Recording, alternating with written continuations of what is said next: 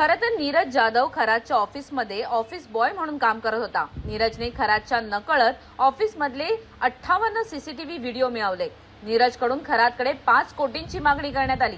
त्यानंतर खरातला ब्लॅकमेल करण्याचा प्रयत्न केल्याचंही समोर आलं, पण खरातने नीरजला पैसे देण्यास नकार दिला होता। त्यामुळे पुढे जाऊन पीडितांच्या मदतीने नीरजने ब्लॅकमेलिंगचा प्रयत्न केला। नीरज धमकावत असल्याची तक्रार काही महिलांनी खरातकडे केली।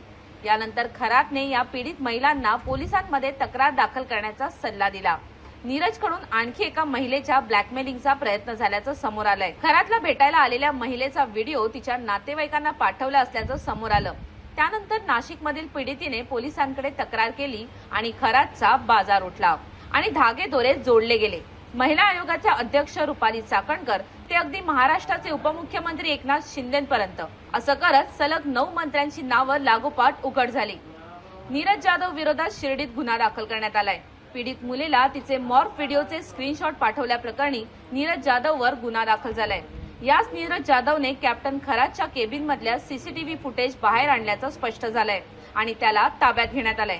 100हून अधिक महिलांचं लैंगिक शोषणाचे व्हिडिओ समोर आल्याची माहिती समोर आली आहे। या भोंदूबाबा खरातची संपत्ती पाहिली तर नाशिकमध्ये अंदाजे पाथर्डीत 150 कोटी रुपये बाजार मूल्य असलेली 30 एकर जमीन आहे। सिन्नर तालुक्यातल्या कहांडळी मिरगाव येथे 2 कोटी किंमत असलेली 45 एकर जमीन, कर्मयोगी नगरचा 5 कोटींचा बंगला, कॅनडा कॉर्नरचे 1 कोटींचे ऑफिस, सिन्नर मिरगाव येथे मंदिराच्या मागे 10 कोटींचे फार्म हाऊस, ईशान्येश्वर मंदिर ट्रस्टची 2 कोटी रुपये वर्षाला उलाढाल, ओझर विमानतळाजवळ जानोरी 10वा मैल भागात 5 कोटींची जमीन, पत्नी आणि 2 मुलींच्या नावे 30 कोटीहून अधिक बाजारभाव असलेली खरेदी खत, शिवाय पाथर्डी गवळाणे शिवारात स्वतंत्र जमिनीचे खरेदी खत। या व्यतिरिक्त शिर्डीत अतिशय मोक्याच्या ठिकाणी शेतजमीन आहे।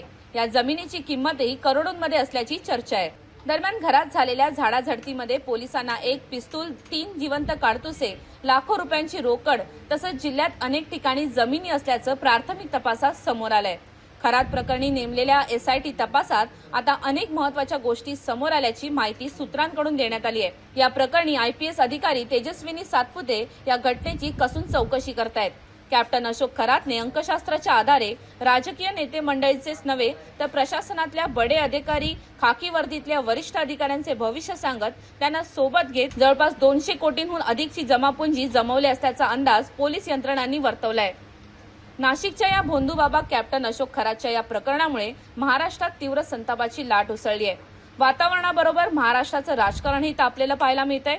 भोंदूबाबाचे रोज या प्रकरणी नवनवीन खुलासे समोर येत आहेत। नाशिकमधून नीरज जाधवला पोलिसांनी ताब्यात घेतलंय। नीरजच्या चौकशीतून खरातची कुंडली आता समोर येण्याची शक्यता आहे। भोंदूबाबा अशोक खरात याला बलात्काराच्या गुन्ह्यात अटक करण्यात आली आहे, पण त्याचं हे काळं कृत्य त्याच्या ऑफिसमध्ये काम करणाऱ्या नीरज जाधव या तरुणाने खरातचे हे व्हिडिओ समोर आणल्याचं म्हटलं जात आहे। अखेरीस कॅप्टन खरातचं बिंग फोडणारा नीरज जाधव सुद्धा आता पोलिसांच्या ताब्यात आहे। नीरज जाधव यांनी स्वतः पोलीस स्टेशनमध्ये येऊन शरणागती पत्करली आहे। त्यानंतर आता नाशिक क्राईम पोलिसांनी त्याला ताब्यात घेतलंय। त्यामुळे आता आणखीनच ट्विस्ट वाढत असण्याचं चित्र आहे। Bureau report LS Marathi, Pune.